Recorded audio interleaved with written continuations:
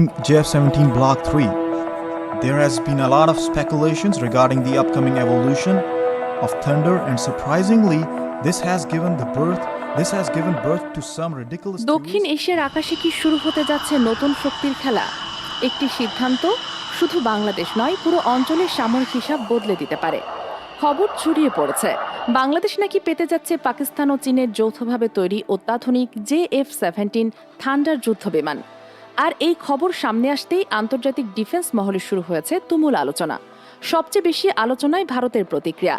কিন্তু প্রশ্ন হচ্ছে, বাংলাদেশ কেন এই যুদ্ধবিমান চাইছে? এটি কি সত্যি ভারতের জন্য মাথা ব্যথা? আর এই সিদ্ধান্তের পেছনে কি রয়েছে বড় কোনো কৌশল? আজকের ভিডিওতে আমরা জানব JF-17 আসলে কতটা ভয়ঙ্কর, কেন এটিকে ঘিরে এত আলোচনা, আর বদলে যেতে পারে কি বাংলাদেশের আকাশ প্রতিরক্ষার ভবিষ্যৎ।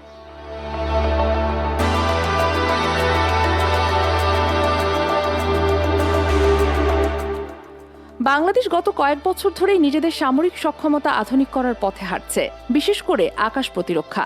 কারণ বর্তমান বিশ্বে যুদ্ধ শুধু সীমান্তে হয় না, আকাশ দখল করা হয়ে উঠেছে সবচেয়ে গুরুত্বপূর্ণ শক্তিগুলোর একটি। বাংলাদেশ বিমান বাহিনীর বহরে বর্তমানে থাকা বেশ কিছু যুদ্ধবিমানে ধীরে ধীরে পুরনো হয়ে যাচ্ছে। তাই বহুদিন ধরেই নতুন প্রজন্মের মাল্টিরোল ফাইটার জেট কেনার আলোচনা চলছিল। আর ঠিক সেই জায়গাতেই সামনে আসে JF-17 থান্ডার নামটি। JF-17 থান্ডার এটি কোনো সাধারণ যুদ্ধবিমান নয়, এটি একটি 4.5 জেনারেশন মাল্টিরোল ফাইটার জেট, যা যৌথভাবে তৈরি করেছে পাকিস্তান ও চীন। মাল্টিরোল মানে একই বিমান আকাশে শত্রু বিমান ধ্বংস করতে পারে, মাটিতে নির্ভুল হামলা চালাতে পারে, এমনকি সমুদ্রেও আক্রমণ চালানোর সক্ষমতা।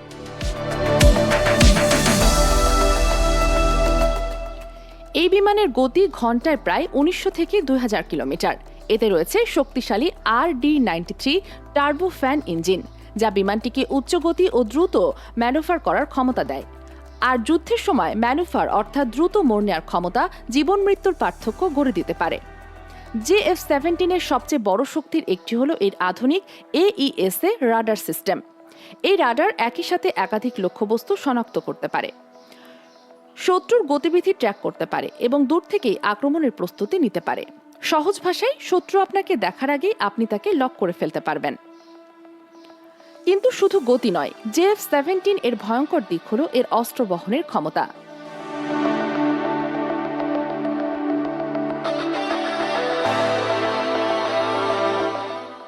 এই বিমান বহন করতে পারে বিয়ন্ড ভিজুয়াল রেঞ্জ মিসাইল, অর্থাৎ চোখে দেখার আগেই শত্রু বিমানে হামলা চালানো সম্ভব।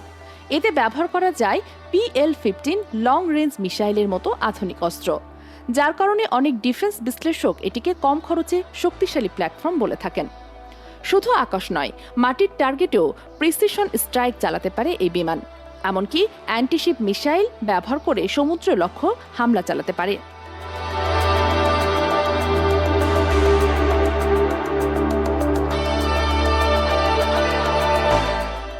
অর্থাৎ একটি বিমান, কিন্তু বহু ধরনের যুদ্ধ ক্ষমতা।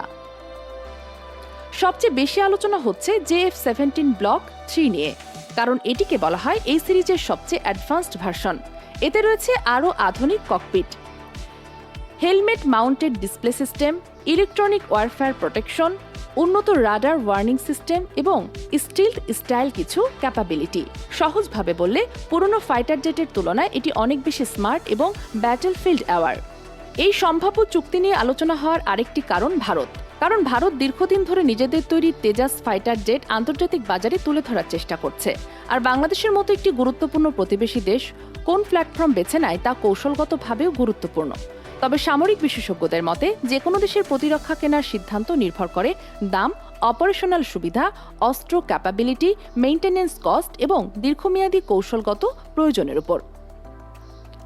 তাহলে প্রশ্ন হচ্ছে, যদি সত্যিই বাংলাদেশের আকাশে JF-17 যুক্ত হয়, তাহলে কি বদলে যাবে দক্ষিণ এশিয়ার সামরিক হিসাব, নাকি এটি শুধুই বাংলাদেশের সামরিক আধুনিকায়নের আরেকটি ধাপ? একটি বিষয় পরিষ্কার, আজকের বাংলাদেশকে আর শুধু ছোট অর্থনীতির দেশ হিসাবে দেখছে না বিশ্ব। ভূরাজনীতি, প্রতিরক্ষা এবং কৌশলগত অবস্থানের কারণে বাংলাদেশ এখন আলোচনার কেন্দ্রে উঠে আসে। আপনার কি মনে হয়, JF-17 কি বাংলাদেশের জন্য সঠিক সিদ্ধান্ত হতে পারে? কমেন্টে মতামত জানান।